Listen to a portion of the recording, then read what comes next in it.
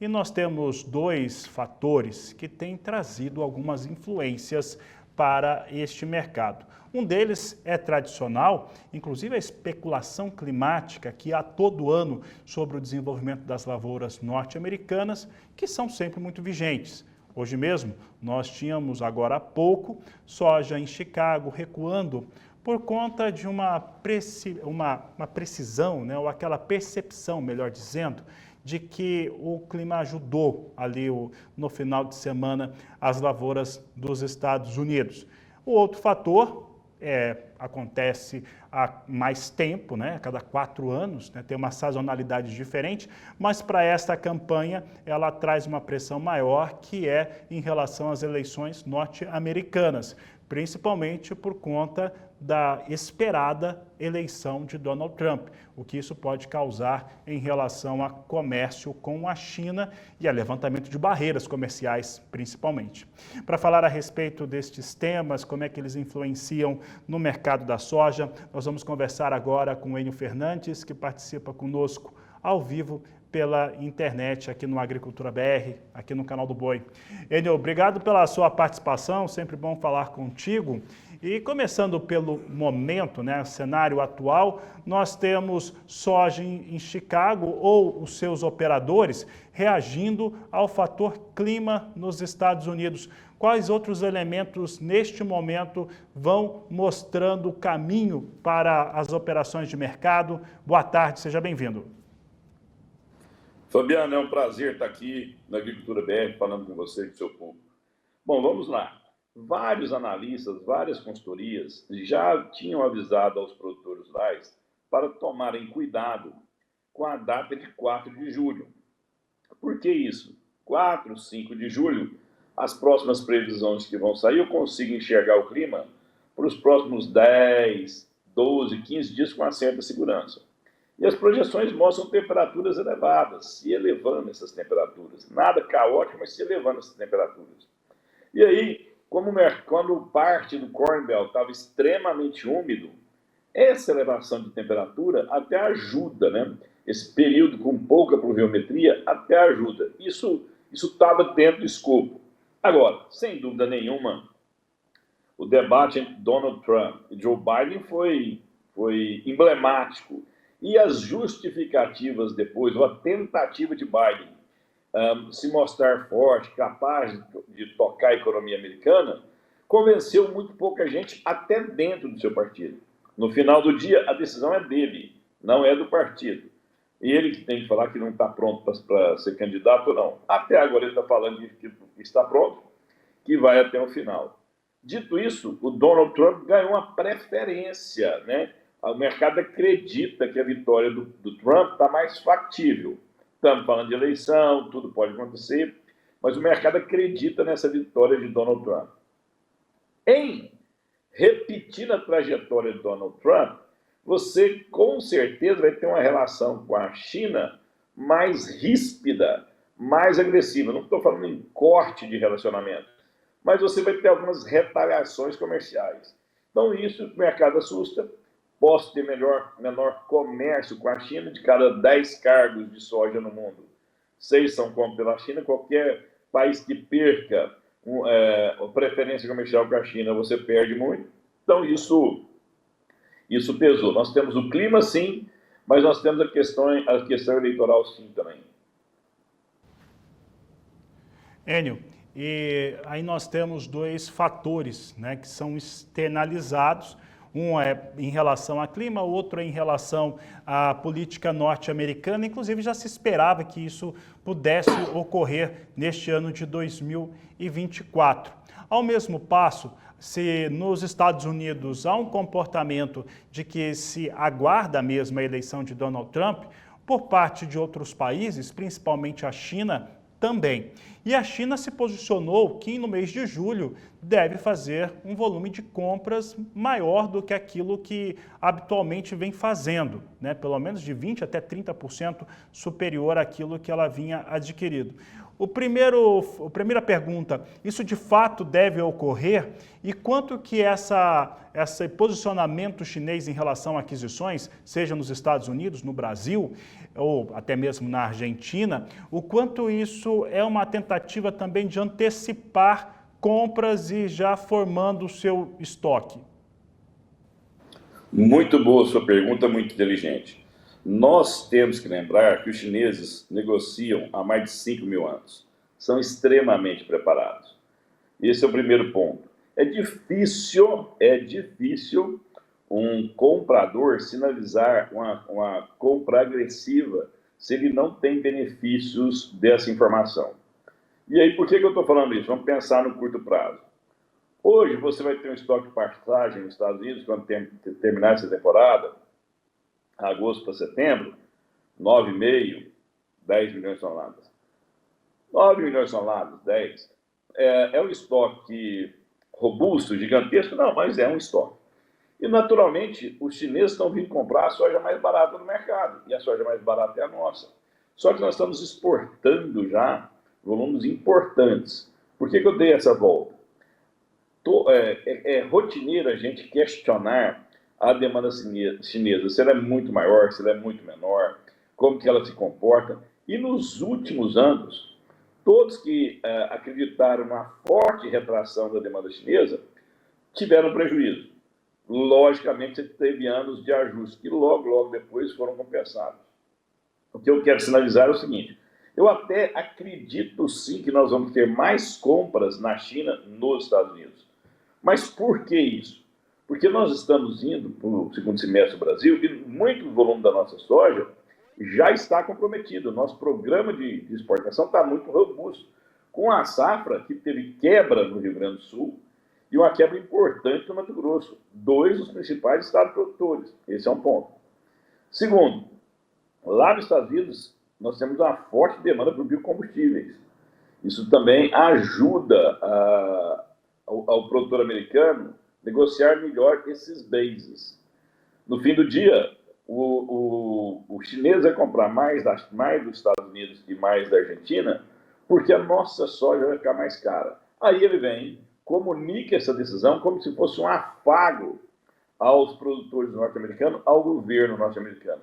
Na nossa visão, não é nada disso, é um pronunciamento mais estratégico do que qualquer outra coisa. Enio, falando a respeito ainda desse tema, o comprador chinês, a atuação chinesa neste momento, ela tende a ser mais profissional em relação às aquisições, muito mais do que as rusgas ou conflitos que ela tenha ali com os Estados Unidos, ou que porventura possa ter, já que recentemente o Joe Biden também levantou algumas barreiras comerciais em relação a produtos chineses? Sim, o histórico mostra isso, mas mesmo que essa visão mais profissional, mais pragmática, no fim do dia, quando você tem uma sobra de soja no mundo, um estoque mais confortável, o chinês optou pelo Brasil. E algumas vezes a soja brasileira não era tão mais barata assim. Aonde eu quero chegar? Nós temos uma projeção respeitando o número do USDA, cada casa tem sua casa, cada consultoria tem seu número, né? Mas respeitando as projeções do USDA, 169 milhões de toneladas no ano que vem, com o americano, que esse novo número de área, entregando 119 milhões, a Argentina com 48 milhões, nós estamos construindo estoques maiores. Construindo estoques maiores, em teoria, dá mais conforto para a China vir comprar no Brasil. Ela vai parar de comprar nos Estados Unidos? Não, mas uma eventual ação mais ríspida, deletéria, restritiva de Donald Trump contra os chineses, eles têm a opção de buscar a soja aqui, estou falando já da temporada que vem, né? Então, no final do dia, sim, são pragmáticos, mas esse pragmatismo também afeta a decisão de não comprar. Tudo vai depender como vai ser essa relação da China com os Estados Unidos. E a questão não é nem alimento. A China vai ter acesso aos chips ou não, a instrumentos de tecnologia da informação, inteligência artificial. Esse é o calcanhar de Aquiles. Esta é a guerra. e isso influencia o mercado. Tanto é, dá uma olhada no que está acontecendo no preço do barril de petróleo, também caindo. O mundo um pouco questionando qual vai ser o crescimento do PIB nosso, caso o Trump ganhe, e ele, quando eu falo PIB do mundo, né? Caso o Trump ganhe, vença as eleições, e essa tensão com a China se intensificar. No final do dia, se eu tenho tensão entre os maiores parceiros do mundo, você tem um menor crescimento do PIB. Tudo isso faz com que a soja perca o que está perdendo, petróleo também perdendo o que está perdendo, né? E, logicamente, a questão climática. Enio, e dando sequência ainda um pouco mais a respeito deste tema, ele tem muito a ver com a comercialização de soja que o Brasil já realizou da safra 23-24. Nós estamos já no mês de julho e tem uma boa parte dessa soja que já foi comercializada, inclusive embarcada, principalmente por conta do volume mês a mês que nós temos visto registrado. O quanto de soja ainda desta campanha do produtor para negociar e qual que é o risco agora mais próximo da entrada da safra norte-americana? Excelente sua pergunta. Essa é a pergunta que vale milhões de dólares, né? Porque a gente faz estimativas, acompanha sim o line-up das exportações e o volume mês a mês das exportações. Essa é a questão. Só que tem uma coisa que pouca gente está analisando. Eu tenho muita soja que não está no line-up, na programação do line-up, já está vendida pelo produtor, só que está no armazém dele ainda, não foi direcionado para exportação. Agora esse volume vai crescer. No final do dia, eu não estou falando em hipótese nenhuma que vai faltar soja no final do ano. Não estou falando isso. Mas o que eu estou falando é o seguinte, nós devemos ter prêmios compensando parte das quedas de Chicago.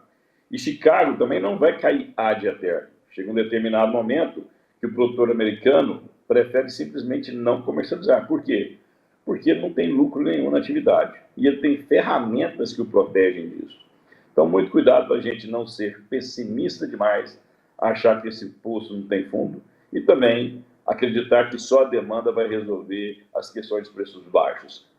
Estruturalmente, os preços tendem a ser mais baixos que no último ano. E como essa tendência está muito também baseada no potencial de safra e que o Departamento de Agricultura norte-americano tem apontado nos seus últimos relatórios de oferta e demanda. Aqui no Brasil, 169 milhões de toneladas e uma produção global acima de 420 milhões. Enio, aí a gente traz para um cenário no qual, vamos tentar imaginar aqui, que nós tenhamos aquela consolidação de barreiras dos Estados Unidos frente à China, a China comprando menos dos Estados Unidos, um pagamento de prêmio melhor aqui no Brasil, até porque vai estar sendo mais assediado, muito provavelmente. No momento como esse, a gente pode ver soja em Chicago recuando e o produtor americano com as suas defesas, que eles têm muito mais do que um produtor brasileiro que não tem praticamente nenhuma sobre esse sentido. Num cenário como esse, há um descolamento entre a referência de Chicago com a soja que vai ser comercializada no Brasil? Excelente, vamos lá. Nós já tivemos um momento em colheita no Brasil que nós pagamos prêmios de 100 acima em Chicago. 100 acima, 80 acima, 70 acima. Ou seja, os preços pagando no mercado interno brasileiro muito acima do que Chicago. E não era por quebra de safra, era por questões comerciais. 50 acima, 70 acima, nós vimos algumas vezes. Também tivemos tempo que era colheita aqui no Brasil, os preços estavam estruturalmente mais altos e pagamos 200 abaixo, 150 abaixo, 100 abaixo. Aconteceu recentemente. Por isso é tão importante você ter gestão. Por isso é tão importante programas como esse para levar informação para o produtor. Não é para ele acertar o olho da mosca algum ano. É para ele ter planejamento. Como é que você faz planejamento? Você tem que ter o custo de produção bem apurado na sua mão. Deu boas margens, vai trave, não espere para ver se vai subir mais ou não. Por quê? Porque mesmo que subir mais, você não vai vender toda a sua soja. Nós tivemos recentemente o dólar a R$ 5,70, né? Um dólar pagando R$ 5,70. a curva futura de dólar é muito mais alta. Alguém sabia ou tinha certeza que o dólar ia cair? Não, ninguém sabia disso. Mas você sabia que o dólar de 5,70 nas cotações que estavam em Chicago e os prêmios que estavam sendo negociados lhe garantia uma margem saudável. Alguns produtores foram lá e venderam. Eles venderam Chicago até abaixo dos 12 dólares. Mas quando ele pôs na conta prêmio, Chicago e dólar, ele viu o resultado final, deu boas margens. Ele foi lá e antecipou. Temos clientes que já estão com 50% vendido e temos parceiros que estão com 25% vendido, 20% vendido. Agora, tem muito produtor no Brasil que não está nada vendido. E aí, ele tem que tomar muito cuidado, porque apesar dos custos terem caído, o custo de produção de ter caído, ele tem compromissos já construídos. Vou te dar um exemplo. Investimento em armazém, investimento em áreas novas, investimento em irrigação, investimento em maquinário, investimento esses nominados em reais. A dívida dele é em real, ele precisa de mais soja para pagar esse endividamento. Então, não é só o custo de produção, é a estrutura da operação. Não é o ano de brincar, não é o ano de querer vender no melhor momento do mercado, é o ano de construir margens cadenciadamente. O risco é muito alto.